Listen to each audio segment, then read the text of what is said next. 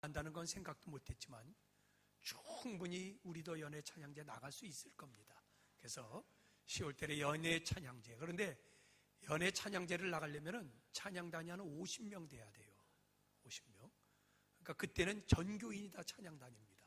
전교인들이 다 나갈 겁니다. 그렇게 해서 한번 그렇게 나가면은 교회가 한 번 더 훌쩍 뛸 겁니다. 훌쩍 뛰고 자신감을 얻게 될 겁니다. 오늘 주시는 하나님의 말씀이 있습니다.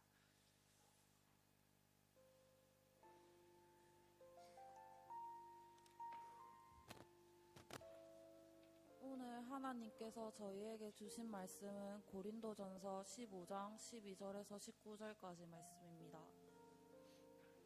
봉독해 올리겠습니다.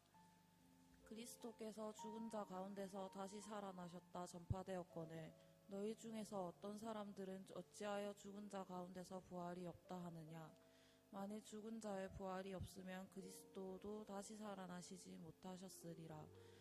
그리스도께서 만일 다시 살아나지 못하셨으면 우리가 전파하는 것도 헛것이요 또 너희 믿음도 헛것이며 또 우리가 하나님의 거짓 증인으로 발견되리니 우리가 하나님이 그리스도를 다시 살리셨다고 증언하였음이라. 만일 죽은 자가 다시 살아나는 일이 없으면 하나님이 그리스도를 다시 살리지 아니하셨으리라.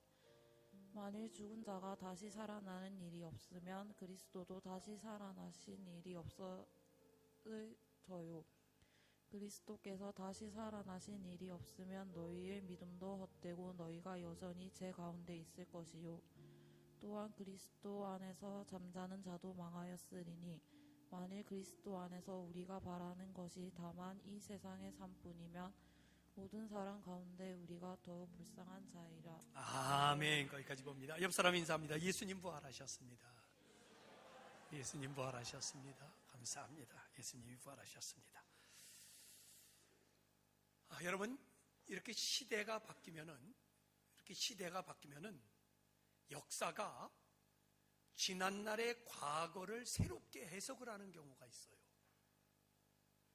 무슨 얘기냐면 지난날에는 처음에는 이랬다 이렇게 이제 우리가 규정을 했는데 시대가 지나면서 그게 새롭게 자꾸만 해석이 되는 거예요. 지금 일본이 혈안이 되어 있는 게 뭡니까? 일본은 2차 대전 때 망한 나라거든요. 근데 그거를 아베 정권이 들어와 가지고 자꾸만 새롭게 해석을 하겠다는 거예요. 그래서 요즘은 망언을 하죠.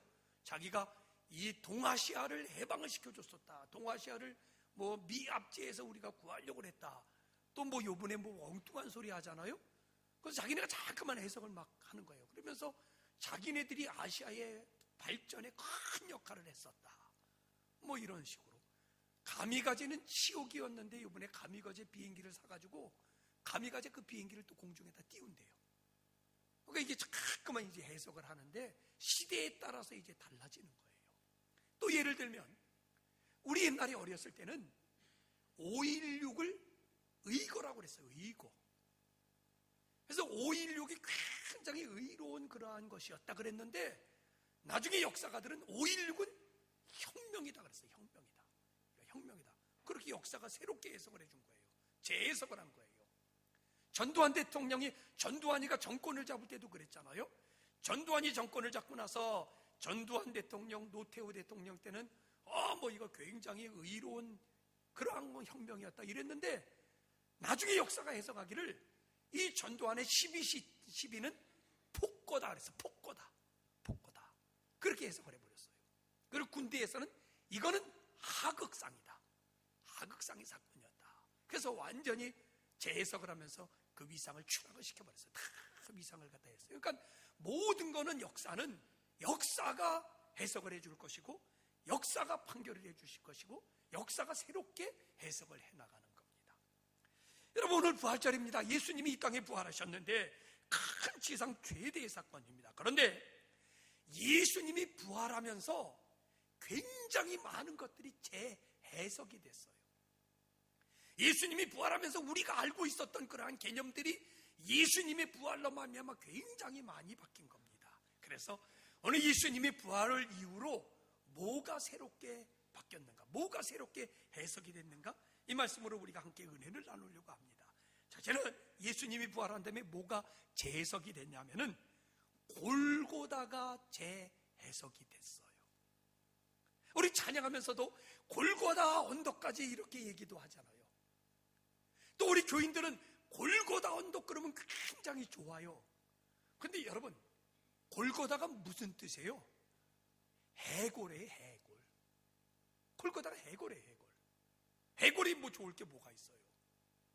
유래로는 골고다가 이렇게 멀리서 골고다 언덕을 보면은 해골같이 생겼다고 해서 해골이지만, 또 하나는 그 골고다는 사형장이에요, 사형장. 골고다 언덕 꼭대기에다가 십자가를 걸어놓고 거기서 사람을 죽이는 장소였어요, 골고다가. 그러니까 당시에 이스라엘 사람들에게는 골고다 그리면 끔찍한 장소고, 골고다 그러면 지옥의 장소고, 골고다 그리면 사람들은 생각하기도 싫은 장소예요. 거기서 사람들을 죽이는 거예요, 사형시키는 거예요. 그리고 그 사형시킨 다음에 골고다 바로 옆에가 아골골짜기예요, 아골골짜. 아골골짜기는 쓰레기 장소예요, 쓰레기 장소. 그러면 골고다에서 사람을 죽인 다음에 그 사람을 갖다가 그 아골골짝 쓰레기 장소에다 그냥 갖다 버리는 거예요. 그러니까 이스라엘 사람들에게는 이 골고다 그러면 지옥의 장소요, 골고다 그러면 죽음의 장소예요. 근데 여러분, 놀라웠게도 예수님께서 골고다에서 십자가를 지신 다음에 부활한 다음에 이 골고다가 생명을 빼앗는 장소가 아니라 이제는 생명을 살리는 장소로 바뀌었는 줄로 믿으시기를 바랍니다. 그래서 이제 성지순례를 가보면요, 이 골고다 지옥의 장소, 이 죽음의 장소를 전 세계 사람들이 몰려와요. 만약에 그 장소가 아직도 죽음의 장소였다면 누가 그 죽음의 장소에 갈 거예요? 그런데 그 죽음의 장소가 이제는 생명을 살리는 장소가 되어버렸거든요. 그러니까 거기 가면은 얼마나 많은 사람들이 몰려오는지 꾸역꾸역 올라가는 거예요. 골고다 꼭대기 언덕에는 사람이 들어가지도 못할 정도로 전 세계 사람들이, 빨간 사람이나 노란 사람이나 흰둥이나 검둥이나 뭐 별별 사람들이 거기 모여가지고 그곳에서 생명을 찬양하는 것을 우리가 봐요. 그래서 예수님이 부활한 다음에 골고다 언덕이 새롭게 해석이 되는데, 죽음의 장소에서 무슨 장소로? 생명의 장소예요. 생명의 장소로 바뀝니다. 두 번째, 여러분, 예수님이 부활 다음에 새롭게 해석될 게 뭐냐면 십자가예요, 십자가. 십자가. 요즘 사람들은 얼마나 십자가를 좋아해요. 그래서 이렇게 TV에도 보면은 연예인들 보면은 전부 다 십자가 하고 다니더라고요. 네? 목걸이도 하고 귀걸이도 하고 그래요. 운동선수들도 이렇게 보면은 운동선수 가운데는 십자가 다 많이 달고 다녀요. 교인들 가운데도 십자가 많이 가지고 다녀요. 십자가 많이 다니고 그래요. 근데 이 십자가가 우리에게는 지금 굉장히 좋은 액세서리요, 낭만이지만 십자가가 뭐예요? 원래는 사형틀이에요, 사형틀. 그 십자가가 사람을 죽이는 사형틀이었단 말이에요. 근데 이 십자가 사형이 당시의 사형 방법 중에 가장 끔찍하고 가장 무시무시한 십자가 사형이에요. 마지막 사람을 죽일 때는요, 그래도 죽는 사람을 배려를 해줘요. 그래서 배려해주는 게 뭐예요? 사형을 할 때 단번에 목숨을 끊어요, 단번에. 고통 없이 단번에 목숨을 끊는 거. 이거는 이제 사형당하는 사람에 대한 배려예요. 그런데 십자가가 왜 끔찍하고 십자가가 왜 무섭냐면요, 십자가에 사람을 못을 박아요. 그러면 여러분, 사람이 십자가에서 뭘로 견디는 거예요? 여기 박힌 못으로 견디는 거예요. 그러면 이 온몸에 무게에 못 하나가 걸려 있으니까요, 온몸이 찢어지는 거예요. 여기서 막 손이 찢어져 나가는 거예요. 여기서는요, 찢어 나가고. 그런데 죽지를 않아요. 죽었으면 바로 죽겠는데 죽지를 못하는 거예요. 그러면서 며칠까지 가냐면, 길게 가는 사람은 3일 동안을 거기서 살아있대요. 3일 동안. 그러면 3일 동안 살아있으면 거기서 피가 계속 흘러내려요. 막 고통이 찢어지는 고통이에요. 근데다가 피가 쏟아져 내려오니까 사람이 체온이 떨어져요. 그러니까 막 추운 거예요. 추워요. 막 추워서 견디지를 못해요. 그래가지고 십자가에다 사람을 사형시키고 나면은요, 예루살렘 사람이 그날은 잠을 못 잤대요. 그 골고다 언덕의 십자가의 사형수가 밤새도록 괴롭다고 부르짖는 거예요. 밤새도록 죽겠다고 부르짖는 거예요. 그러니까 예루살렘 사람들이 십자가에 사용시키는 날은 사람들이 밤에 잠을 못 잤다는 거예요. 끔찍한 거예요, 십자가는요. 근데 예수님이 부활한 다음에는요, 사람들이 십자가를 얼마나 좋아하는지 몰라요. 그래서 예수님 부활한 다음에 사람들이 다 십자가 차고 다니고 십자가 걸고 다니고 십자가 전부 그렇게 액세서리도 그렇게 좋아하는 거예요. 근데 여러분, 예수님이 부활한 다음에 사람을 죽이는 십자가가 이제는 사람을 살리는 십자가로 변했는 줄로 믿습니다. 그래서 병원에 가면 무슨 표시예요? 십자가 표시예요. 병원은 죽이는데요, 살리는데요? 살리는 데거든요. 여기 병원은 사람을 살리는 데입니다. 그런데 무슨 표시가 좋을까? 뭐가 좋을까? 무슨 상징이 좋을까? 야, 십자가가 사람을 살리는 거야. 그래서 병원에 십자가 붙여놓은 거예요. 앰뷸런스가 지나가요. 앰뷸런스 옆에는 뭐가 붙어 있어요? 십자가가 붙어 있어요. 앰뷸런스는 사람을 죽이는 차예요, 살리는 차예요? 이건 사람을 살리겠다고 가는 차거든요. 그러니까 사람을 살리는 상징, 십자가가 사람을 살리는 거야. 그런 거예요. 전쟁터에 나가도 십자군 길을 가지고 나가면은 그는 전쟁터에서 사람들을 고쳐주는 그러한 군의관들이에요. 그들도 전쟁터에서 십자군 길을 걸고 나가잖아요. 모두가 구조요원들도 십자가 표시를 하고 다니는 겁니다. 왜? 이제는 그 십자가가 사람을 죽이는 게 아니라 십자가가 예수님이 부활한 다음에 사람을 살리는 걸로 바뀌었는 줄로 믿으시기를 바랍니다. 재해석이 됐어요. 예수님 다음에 죽이는 게 아니라 살리는 걸로 재해석이 됐어요. 여러분, 또 하나 예수님이 부활 다음에 재해석된 게 마귀가 재해석이 됐어요. 마귀가, 사탄, 마귀, 귀신. 옛날에 우리 민족은 토테미즘이에요. 토테미즘은 점령사상이라고 그래가지고 모든 거에 귀신이 있었어요. 옛날에 모든 게 귀신이에요. 그래가지고 뒷간에 가도 귀신이 있고. 그래 옛날에 집을 졌더니, 그때 이제 예수 안 믿을 때인데 아버지 어머니가 집을 졌어요. 집을 졌더니 고사떡을 해가지고 초를 켜가지고 다니면서 집집마다 고사떡 갖다 놓고 절을 하더라고. 다 귀신이 살고 있대, 다 온통. 그러더니 마지막에는 어디로 데리고 가가지고 우리를 절을 시켰냐면 화장실에 가서 절을 시키는 거예요. 화장실에 갖다 놓고 고사떡을 놓고 화장실에 져서 화장실 안에도 귀신이 있대. 빨간 귀신, 파란 귀신. 옛날에 그랬잖아요. 그죠? 어디를 가든지 간에 빗자루에도 귀신이 있고, 옛날에는 빗자루에도 귀신이 있고, 옛날에는 문고리에도 귀신이 있고, 다 귀신이라고 그랬어요. 그런데 여러분, 예수 그리스도가 십자가에서 부활하신 다음에는 마귀, 사탄, 귀신의 존재는 아무것도 아니에요. 예수님 앞에 아무것도 아닌 줄로 믿으시기를 바랍니다. 전에는 이게 대단한 존재였는데, 마귀가, 귀신이, 사탄이 대단한 존재였는데, 예수님이 사탄, 마귀, 귀신을 다 멸해버리고 나니까 믿음의 사람에게는 사탄, 마귀, 귀신이 아무것도 아니에요. 아무것도 아니고 이거는 별것도 아닌 거예요. 그게 이제까지 까불고 이제까지 우리를 점령하고 있었단 말이에요. 우리 학교 다닐 때 학장님이 재밌는 얘기를 하시더라고요. 이런 얘기였어요. 이런 얘기. 그러면서 예수 믿은 다음에 어떻게 우리의 삶이 변할까? 근데 그 얘기를 하면서 학장님이 그런 얘기를 하는 거예요. 학장님 아버지가 목사님이었어요. 어릴 때. 그 이제 교회 사택이 있고, 그리고 옆에 집이 있는데, 옆집에 사람이 이사를 갔어요. 이사를 가는 거예요. 그 옆집에 사람이 이사를 갔는데, 이사를 가고 나서 이렇게 보니까 옆집하고 담이 있는데 담장에 요런 항아리가 하나 이렇게 얹어 있더래. 항아리가. 단지가 얹어 있더래. 여기 무슨 단지요? 이거 아시나 모르겠어요. 이게 무슨 단지예요? 요즘 젊은 사람은 모를 거예요. 근데 이게 귀신 단지예요. 옛날에는 집집마다 다 귀신 단지를 갖다 놨어요. 그랬어요, 안 그랬어요? 이 동네 안 그랬나?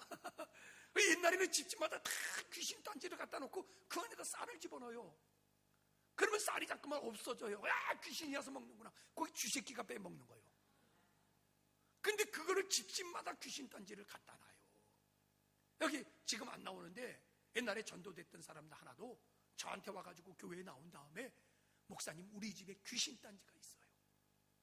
근데 목사님, 이제 교회 다니니까 귀신 단지 없애야 될 텐데 난 무서워서 귀신 단지 못 없애겠어요. 목사님 와서 기도 좀 하고 귀신 단지 좀 없애주세요. 그래서 이제 가가지고 귀신단지 내가 없애야 했으니 그래서 기도하고 귀신단지 내가 가지고 왔어요. 그래가지고 그 안에도 돈도 있대.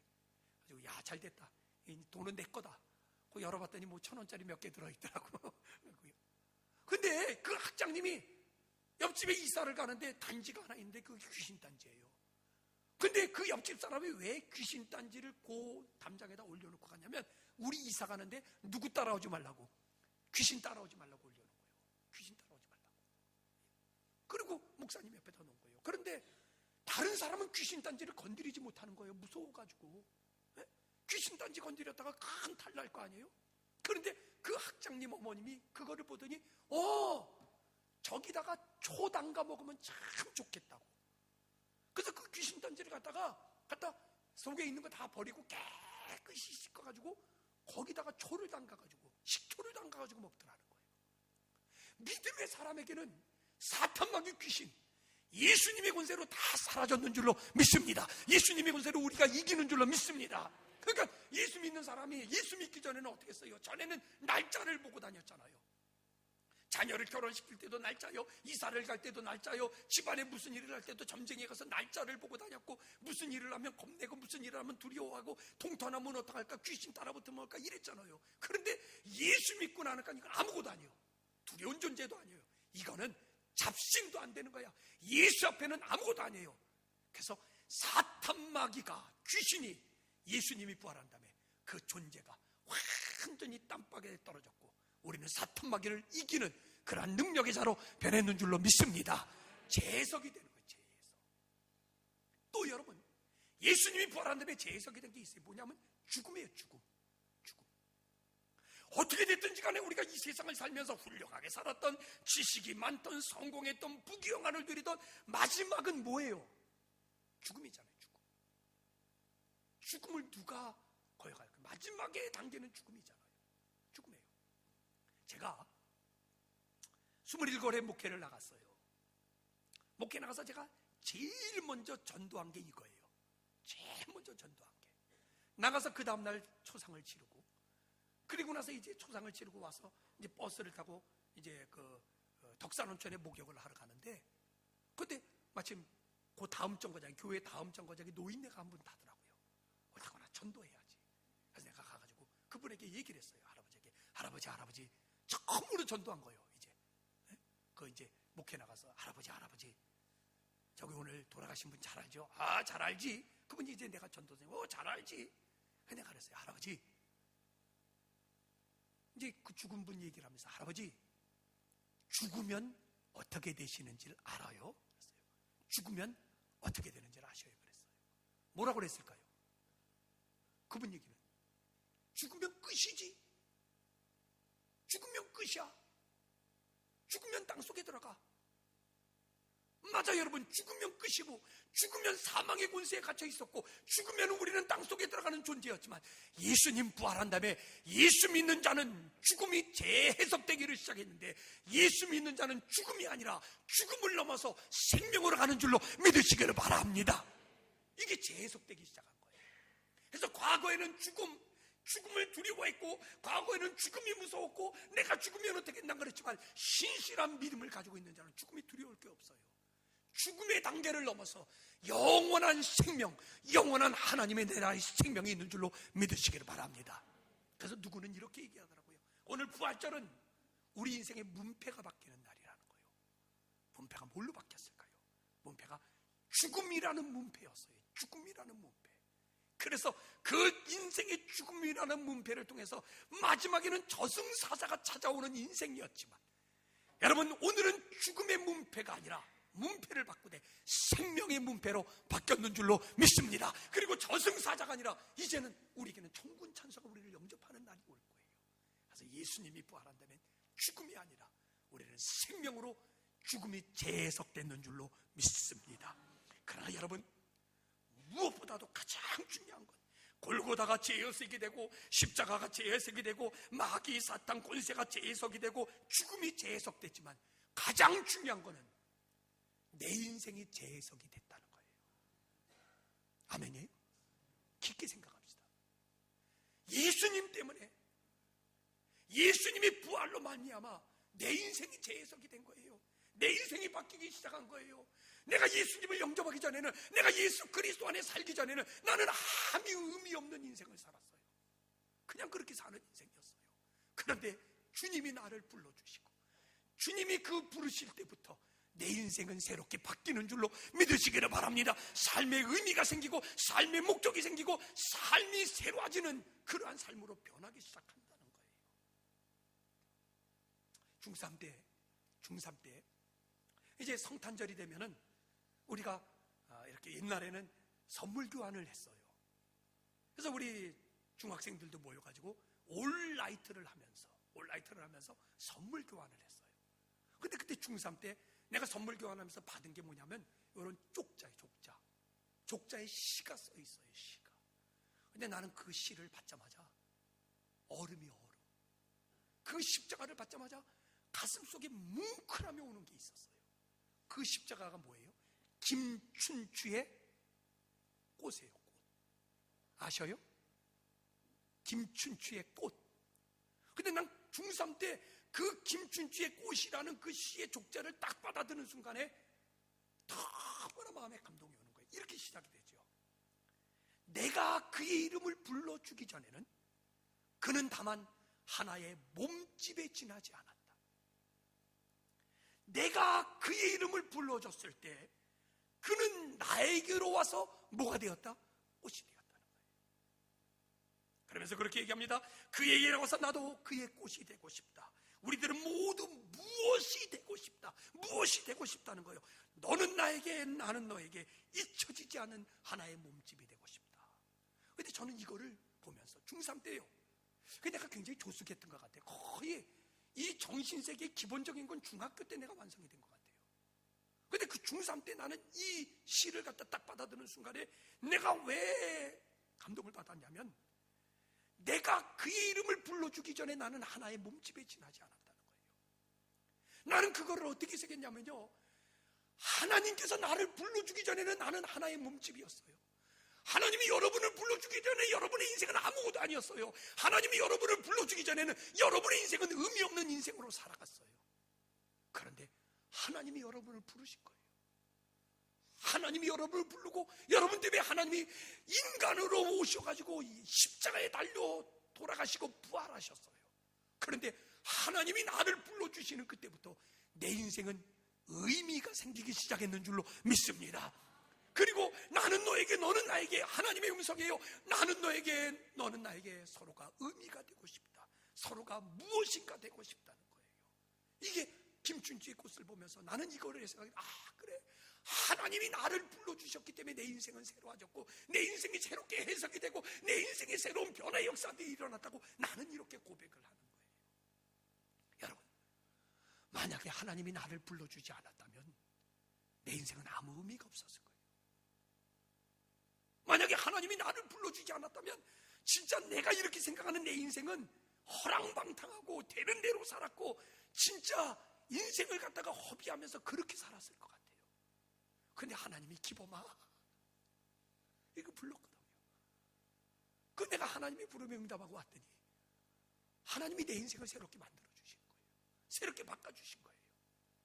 일본에 가가와 히데요시라는 분이 있어요. 세계적인 부흥사요, 인권운동가입니다. 근데 이 가가야 히데요시가 사생아예요. 사생아. 아버지를 몰라요. 아버지가 누군지를 몰라요. 그리고 태어났어요. 그러니까 다 애들이 저게 애비 없는 자식이라고 사람들이 저건 애비 없는 놈이라고 이러고 그리고 사람들이 조롱하고 비난했거든요. 그러니까 이 가가와 히데요시는 맨날 같이 나는 아버지도 없는 놈, 나는 사생아, 나는 이 세상에 태어나지 않을 놈인데 내가 세상에 태어났어 이러고 자기 인생을 비관하고 살았어요. 근데 어느 날 사람들이 어깨에다가 북을 메고 북을 치고 다니면서 전도를 하는데 사람들이 뭐냐면 하나님은 당신을 사랑합니다. 하나님은 당신을 사랑합니다. 당신은 하나님의 자녀입니다. 이러고 다니는 거예요. 그래서 이 가가와 히데요시가 그 사람들에게 뛰어갔대요. 그래서 앞에서 붙이는 사람을 붙잡고 이렇게 얘기를 했대요. 아저씨, 하나님이 나 같은 놈도 사랑하나요? 나는 사생아예요. 하나님이 나 같은 놈을 사랑하나요? 그랬더니 그 붙이는 사람이 그렇게 얘기해요. 물론 하나님은 너를 사랑한다. 그리고 너는 하나님의 자녀란다. 너는 하나님의 자녀란다 그랬어요. 근데 가가야 히데요시가 그때부터 인생의 의미가 달라졌어요.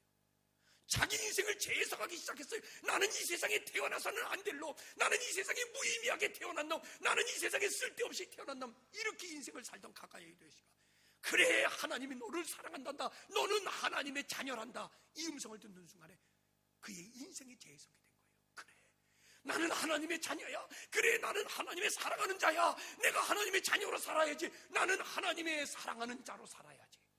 인생이 바뀌기 시작했어요. 그래서 다 이 가까이 오의 책을 쓸 때마다 거기에 이렇게 썼어요. 하나님의 사랑하는 자녀 가가와 히데요시, 이러고 썼어요. 여러분, 이게 여러분의 이야기인 줄로 믿으시기를 바랍니다. 이게 여러분의 이야기예요.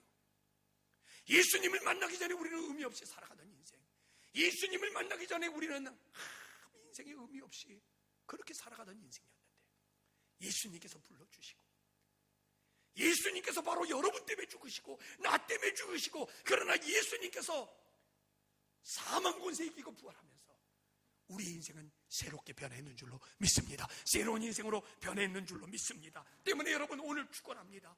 이 부활을 만나시기를 바랍니다.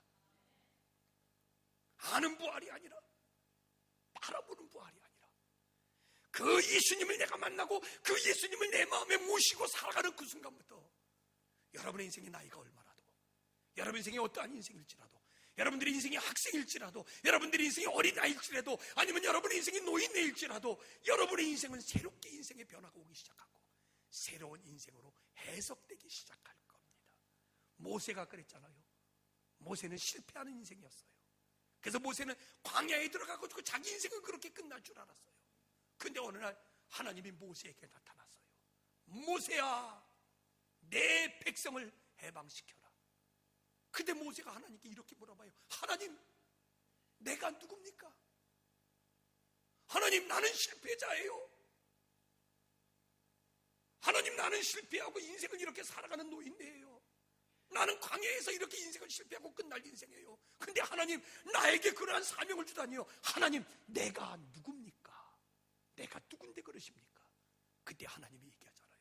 내가 너와 함께 할 것이다. 너는 내 사랑하는 자녀다. 어디로 가든지 내가 너와 같이 할 것이다. 그때 모세는 인생이 달라지기 시작해요. 하나님이 나를 들어쓰는구나. 하나님이 나에게 의미를 두고 계시는구나. 하나님이 원하는 게 있구나. 하나님이 원하는 삶의 인생의 목적이 나에게 분명히 있었구나. 그리고 모세의 삶은 달라지기 시작해요. 하나님이 여러분을 왜 불렀을까요? 의미 없이 불렀을까요? 하나님이 여러분들을 왜 여기다가 앉혔을까요? 하나님이 의미 없이 앉혔을까요? 아니에요. 하나님은 그런 하나님 아니에요. 하나님은 여러분 개개인에게 다 의미를 두고 목적을 두고 하나님이 원하는 게 있을 거예요. 부활을 만나면 그게 깨달아지기 시작합니다. 그리고 부활을 만나면 내 인생에 의미가 생기기 시작합니다. 영접하는 자, 그 이름을 믿는 자에게는 하나님의 자녀였습니다. 모두가 부활을 만나고 하나님의 자녀여 하나님의 사랑하는 자가 되어서 여러분의 인생이 새로워지고 여러분의 인생이 십자가에서 옛사람이 죽고 예수와 함께 부활하며 여러분의 인생이 새 사람이 거듭나기를 주님의 이름으로 축원을 드립니다. 여러분 인사합시다. 당신은 새로운 사람입니다. 당신은 새로운 의미를 가지고 있는 사람입니다. 우리 이 찬송을 드립시다. 할렐루야, 우리 예수 부활 승천하셨네. 여러분 깊게 생각합시다. 예수님은 우리의 인생을 새롭게 만들어 주셨습니다. 의미 있는 인생, 재해서 십자가가 제